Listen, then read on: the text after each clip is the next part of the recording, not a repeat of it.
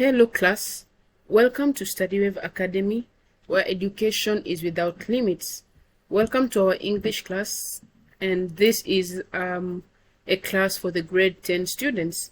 So today we're going to talk about something we call speech sounds. So we're going to be looking at what speech sounds are. So this is going to be our main topic for today. But before I look at that, I have a subtopic here we call speech work. I've talked about this in the past, but I just want to repeat it so that we can familiarize ourselves with it before I move to the next part of our main topic. Before I move to talking about speech sounds, I want to start talking about speech work, because this will enlighten us to even get better insight and understand more about the speech sounds. So let's move, and I will start with the first thing. What is speech work? So speech work is basically various activities or processes related to the production, refinement, or analysis of speech. So speech work can refer to the various activities related to the production, refinement, and analysis of speech. Okay, it could refer to a specific assignment or project related to the study and practice of spoken communication. Now, speech work is basically just spoken communication. How do you communicate? So how do you process the words you want to communicate? How do you produce them? How do you refine them? And how do you communicate, or how do you speak to people? So this is all about the speech work. Now, it has several categories, and we have various aspects of speech work. And the first aspect is we're going to be looking on how to deliver speech work, or how to deliver a speech. Okay, so it entails preparing and delivering speeches. That's the first thing under speech work. It involves preparing and delivering speech. Now, when you're told like a visitor is coming and you have to prepare a speech and present it to the speaker, what do you do?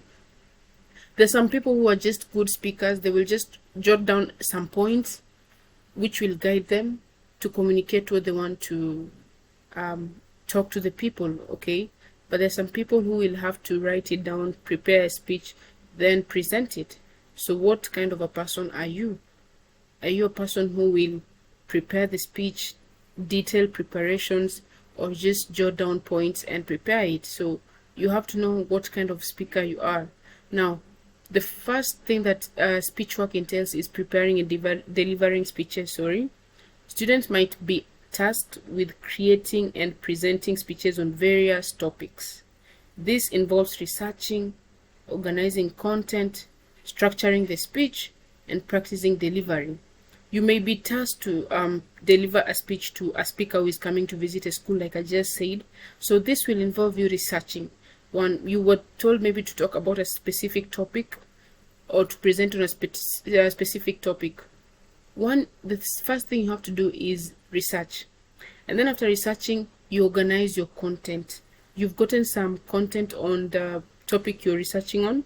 You just don't throw every point anywhere. So what do? You have to organize your content, like the introduction, then what will come next, then maybe your conclusion. So you organize your content. Then structuring of the speech. Now, structuring means before you present the speech, you will write down something like, you will start with the introduction by introducing yourself, your school, and all that stuff.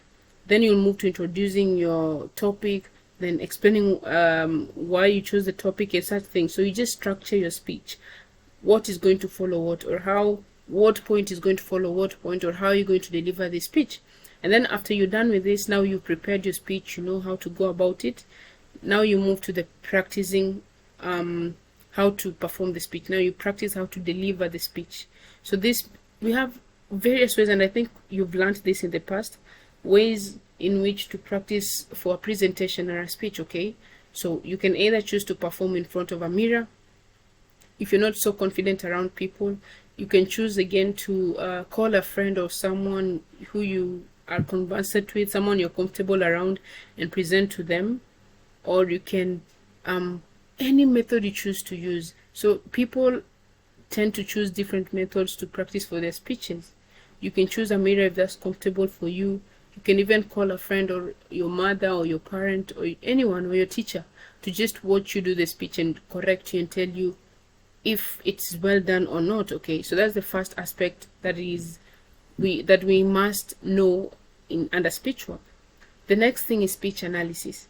Here, students may be tasked or asked to analyze speeches given by prominent figures, exploring elements such as persuasive techniques, use of rhetoric, or effectiveness of the speaker's message. Now, sometimes you can be asked to analyze a certain speech, like you've listened to someone prominent talking and you want to do a speech on maybe whatever they talked about. So how do you go about this? You have to explore different elements, and these elements include persuasive techniques, whereby if you're talking about a speech, people have to really feel what you're talking about. They have to be persuaded. They have to feel persuaded by your speech and every point you utter. Use rhetoric. Rhetoric simply means questions that don't expect answers. Sometimes to make your speech lively and to make your audience lively too, you have to use these rhetoric questions, whereby you will prompt a question and just go silent for like 3 seconds and then answer your question or continue speaking. So these are questions you don't expect answers, but just to see the audience reaction. Okay, you want to involve your audience, so you use rhetoric questions. Again, here you will look at effectiveness of the speaker's message. The speech or the message in the speech you're trying to pass across, is it something people feel? Is it something people want to hear? Or is it something that will make people really understand what you're saying? So the effectiveness of the speech is very important. How people react to your speech is very, very important, okay?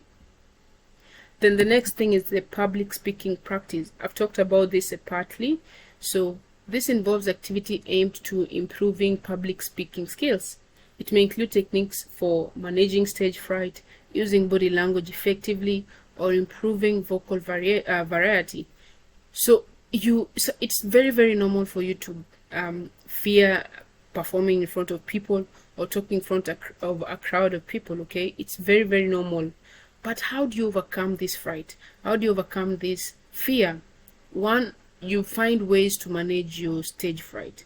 And this one I've said, like, find a group of your friends or find a mirror and just try perform in front of this mirror or perform in front of this group of friends. This will make you reduce some nervousness.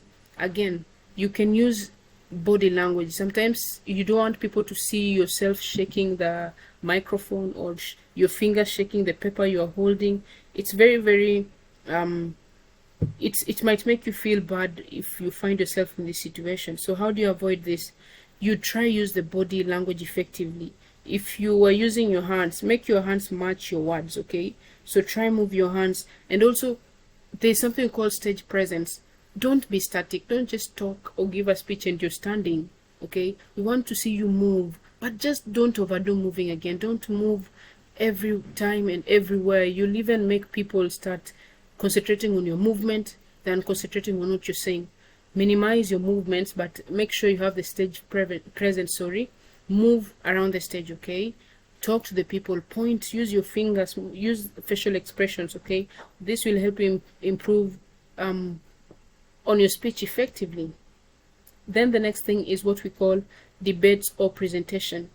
Engaging in debates, group discussions, or class presentations could be part of speech work, okay? This allows students to practice speaking in front of an audience, articulate their viewpoints, and respond to questions or arguments. Now, the other aspects that will make you that we look at under speech work that is very, very vital is the debates and presentations.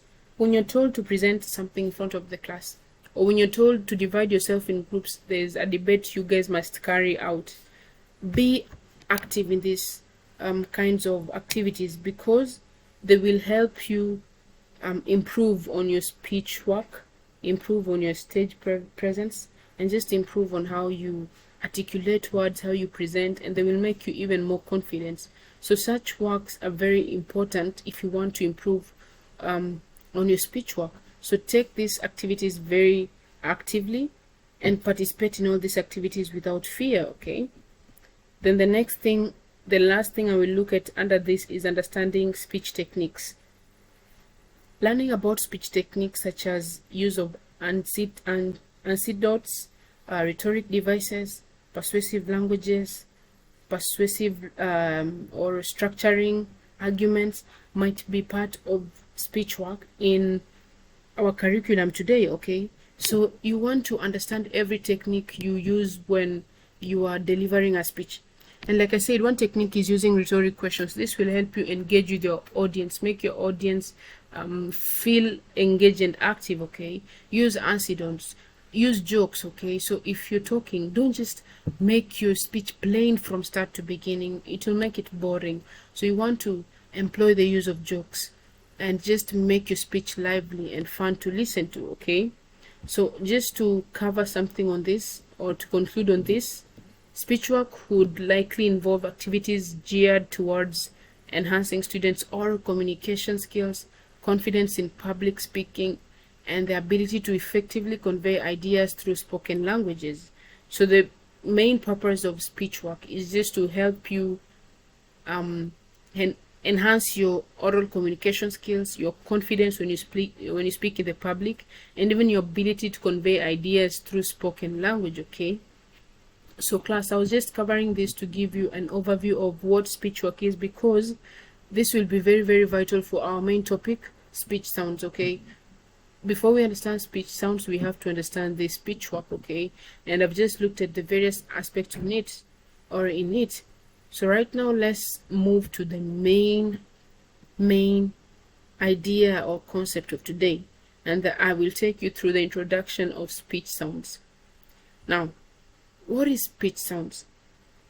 What do they entail? Okay, so you know me, if I'm starting my class, we have to understand every meaning.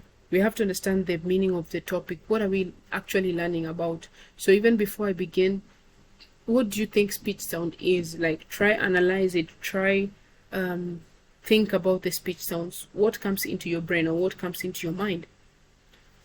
So any answer is correct. Whatever you choose to try, it's okay. So now let's dig to the main idea. Speech sound is also known as phonemes. Now I guess this phonemes is not a new word to you. I have talked about it in the past. I have given a whole lesson on what phonemes are, so, and a whole discussion on phonemes. Now, speech sounds, also known as phonemes, they are the basic unit of sounds that make up spoken language. These sounds are produced by the articulation and movement of various parts of the vocal tract, including lips, tongue, teeth, palate, and vocal cords. Understanding speech sounds is essential in linguistics and language study. Now, speech sound is just phonemes, and phonemes are just sounds. Very simple. Phonemes are the basic unit of sounds that make up the spoken language. If you're saying a word like bag, what are the sounds that make this word bag? So these sounds are what we call phonemes, and this is the speech sound. Very simple. So they will involve, or when you want to produce these sounds, you will involve articulation and movement of various parts so that these sounds can come out. If you're saying the sound ba, or the sound, any sound you're articulating, there must be movement of some various parts in the vocal tract. Okay, this includes your lips, your tongue, your teeth, your palate, your voice, or your vocal cords. So when you talk, you'll realize there's some words that are said on the lips, some your tongue movement, some your teeth. So this is what we call the movement, or where sounds are produced. Okay, so that is all about the speech sounds, and that is what you need to understand. Now, these sounds, they are produced. What do I mean by articulating? Articulating means pronouncing words how they're supposed to pronounce. Okay, are you articulating these sounds well? Are you really saying them how they're supposed to be said? So once you understand what the sounds are and where they're supposed to be produced from, then this will make it easier for you to articulate these sounds, for you to speak these sounds out. So that will make it easier for you. Do not forget about that. Okay, so that is what we're going to be focusing on today, the speech sounds. So that is basically what speech sounds are and what they entail. Just the form